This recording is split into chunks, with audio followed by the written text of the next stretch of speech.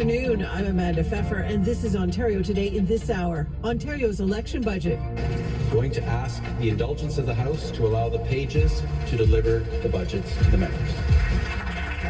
The budget was delivered yesterday at Queen's Park by the Finance Minister with a message. There is only one party in this House capable of the strong financial management necessary to make the investments that our province needs. That is this party. And this is the government led by Premier Ford. The budget becomes an election platform for the Progressive Conservatives in a campaign that officially launches next week. It lays out their priorities. Does it line up with yours?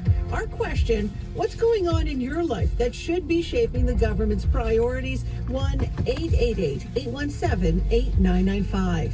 So we don't have enough respiratory therapists, physiotherapists. Like, we actually have no nurses. Over the last several months, you've been telling us about those priorities, from healthcare staffing shortages to minimum wage to supply chain issues in the construction industry. We've talked about the crisis in housing, the pandemic response, and inflation. I am seeing a dramatic increase in the prices, and it's quite concerning because I'm on a disability, and you know, my wages aren't going up, or my income isn't going up as well. The supply of residential homes really needs to be reviewed, and I know that we have these plans to change things, but I'm sorry, I don't feel it's soon enough. Things need to happen, and they need to happen now. The PC's plan to build hospitals, transit, and highways. The word highway appears 151 times in the budget. This hour, we'll take a closer look at that budget and what it says about what the PC party thinks Ontario's priorities should be. There's a focus on big spending for infrastructure, $160 billion over the next decade. Clearly, the pandemic has exposed some of the lack of investment I'm going to be very blunt, by the Liberals, supported by the NDP. Doug Ford's going to go right back to cutting the minute this election is over if we give him the chance. This budget, this document, is completely lacking in the kind of ambition that I know that the people of Ontario have for our province. The opposition parties are already making commitments of their own. This hour, we want to hear from you. What's going on in your life that should be shaping the government's priorities? 1-888-817-8995. Our Twitter handle is at CBC Ontario Today. Again, our question to you, what's going on in your life that should be shaping the government priorities? Our number is 1-888-817-8995. Our guest this hour is Sabrina Nanji. She is a journalist and the founder of the Queen's Park Observer. Thank you so much for joining us. Happy Friday. Happy Friday to you, and an exciting campaign to look forward to, I imagine, next week. It's not quite a packs your bag kind of campaign, though, if I understand it. Mm-hmm. Yeah, it feels like we've already been in campaign mode in Ontario for months. And as you mentioned earlier, you know, the official kickoff is next Wednesday, as expected. But it sort of feels like we're already in the middle of it, with the Ford government dropping their budget and then adjourning the legislature right after. And because of the timeline, you know, there's no time to pass this in the House. There was an opportunity. The PCs have a majority, so they could have enshrined this in law. But this is going to stand as their re-election platform. There's a lot of goodies, but not a lot of surprises. A lot of this had been leaked out either by the government, previous announcements in the run-up to yesterday's document, and I guess we'll have to see on June 2nd if voters are liking what they see, because I guess the catch here is, the Ford government needs a second mandate in order to implement some of the goodies that were put on paper and made official yesterday. So just taking a look at this budget, since it is what they are going to be running on, what can we conclude about what the PC party is running on? Well, like I said, there's not a lot of surprises here.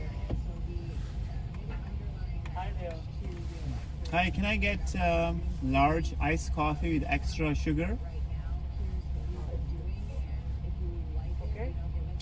And one chocolate chip muffin and one fruit explosion muffin.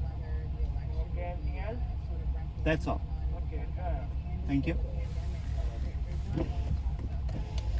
they're sort of pivoting to Ontario's coming back stronger than ever. They're a party that gets it done. I think Finance Minister Peter Bethlen-Falvey used that phrase about a dozen times in his speech. Very campaign rhetoric driven speech, and it makes it a little tricky for the opposition parties to criticize this and get their attacks in, because the House adjourned. No question period debates, no opportunity to grill the government on some of these policy proposals, and a lot of good news too. There's some tax cuts coming in. Folks who are earning up to $50,000 will get a little bit of a break. Seniors can get a refund on some of their medical expenses. That makes it hard to criticize some of these measures. And I think, they're really going to have to capitalize on the Ford government's mistakes of the past 4 years and remind people about that in order to, play their game as well. A bit of a contrast then to the pragmatic conservative platforms of past. I want to just kind of play a couple of the ads and get your response to them, just to get a sense, and also for you listening, get a sense for how the parties are trying to shape the conversation. So why don't we start here with the PC ad, if we can get that up. We've got that ready. Okay, let's have a listen. This is the Progressive Conservative ad.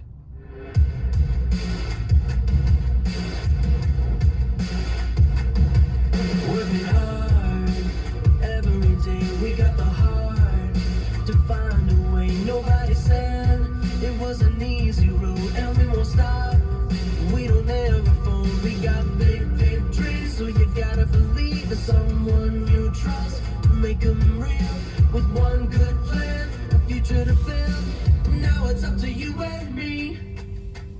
Always fight for you. Always fighting for you. So what are your thoughts about that?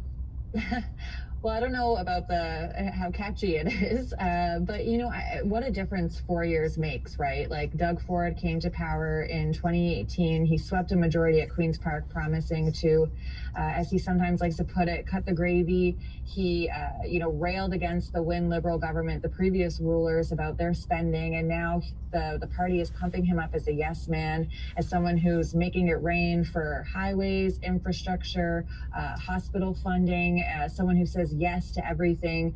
That they're boasting almost $200 billion budget, this week, and so it's a complete turnaround from what we've seen. I think, just anecdotally from people I've been speaking with, I don't think there's much appetite for austerity measures, especially as we come out of the pandemic.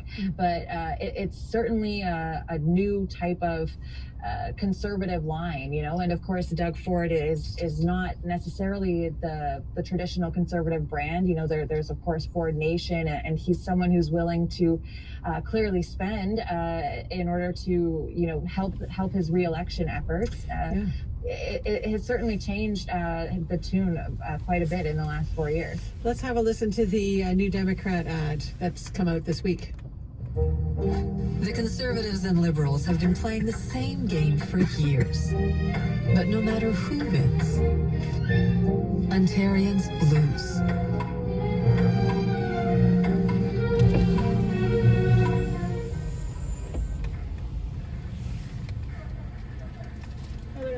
Hello. MasterCard, please. Can I get straw? Thank you very much. They are vying for the crown this time. Well, of course, that's their aim. And, Andrea Horwath, this is her fourth kick at the can as leader of the NDP. She's been leader since 2009. And so this is kind of hers, her big chance here to form government. They've been positioning her as the best premier choice. They've been positioning themselves as the next government, essentially. But the Liberal brand actually is still going strong in Ontario. A lot of the public opinion polls that we've been seeing lately put the Ford government on track to win re-election, where the Liberals and the NDP are sort of jockeying for second place.